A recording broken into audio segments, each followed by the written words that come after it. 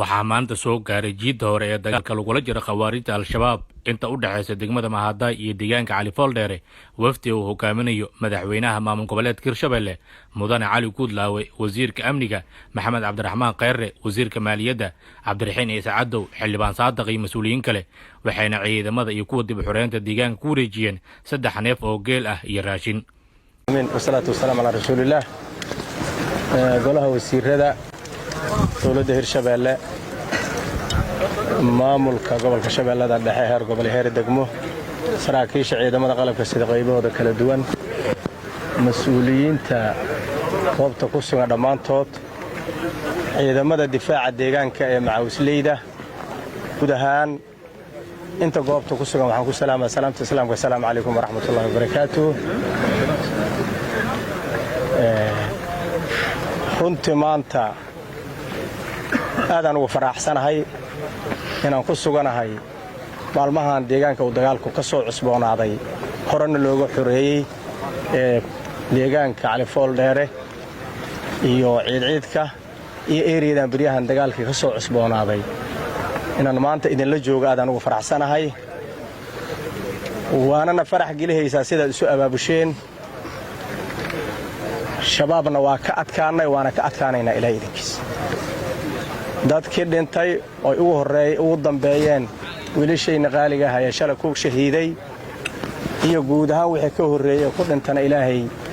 ha u naxariisto jannadana ilaahay ka waraabiyaan leenahay inta dhaawacantana Allah caafiyo. runtii dadka deegaankaanu ma ahan dad gumaysi helay dawladda yaarada haysato beebayaal iyo kaarayaal wadato dagaal inta looga bilaabo mirtuga looga bilaabo mirtaqwa looga bilaabo deegaankaana looga bilaabo wad ogtay dadka deegaankaanu dad jalcan maahan mana aqbalayaan nimayna afkiisa aqaanin on soohimo kala dhaxayn on dad iyo deegaan kala dhaxayn inuu u yimaad gumaysto dadkoodina ku takrifalo deeqoodina qaato ma aqbalayaan horena looma aqbali jirin inaan wixii dhiman iska dhamaystirno ma ballan qaadeen ballan ma tahay aad iyo aad u mahadsantihiin shabaab waa laga adkaaday ragga meeshaan jooga wajiyadooda iyo muuqdaan dagaalka Jubba uga soo bilaabeen iyo Fiyaad jamaana booliyo haddana meesha la sii wado wad ogtihiin wixii dhiman waa la dhamaystiraa shabaab rafashada ugu dambayso jooga waana laga adkaaday wixii dhimanna waa la dhamaystirayaa waa dareemi kala xaaladaad ku jirtiin hoosaan uga ballamaynaa wixii daruufa ee deegaanka ee dagaalka looga baahan yahay ama deegaanka daruufaha ka jira hoosaan uga ballamaynaa guddigaadna la soo bixisana haddii ilaahay raalli ka noqdo waxaan hadda la hadlayaa madaxweynihii dalka waxaan la hadlayaa taliyihii xoogga nimanka meeshaan ku jiro waqti kooban ilaahay idinkiis waa looga bixinayaa gurmadna waa soo socoyaa korna waa laga garaaca hoosna waa laga gelaa ilaahay idinkiis aadana nooga farxiseen saad isu abaabisheen guuleysta ballantaynuna waa anadayna iyo dadkayna iyo anaga xur inaan la jarno macna ma samaynayso inaanna xur ahayn deegaankiina aad joogto waxaad rabto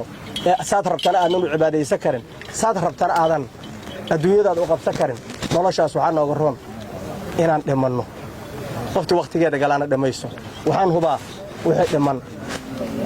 shabaab waajibiye si sharafaan u dhamaystiri doonaa waa ka mahad celinaa mar labaad mar saddexaad saad isu abaabusheen ninba deegaana ku madax aadane deegaankaan ugu madax aadanna u kala heri mayno waana iska qaadaynaa cadawga wixii ku dambeeyo meel allo uga dambeeyo meel kastoo uga dambeeyo Hirshabelle iyo meel kastoo Soomaali uga dambeeyana waa la isugu tagaa cadayna waxa way meesha ka keentay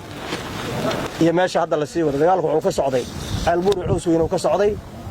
inta laga keenay xamar laga keenay xamaraad xabadu soo bilowdeen haddana meeshay ku jiraan waa meeshaan hadda joognay hal beer uga jiraan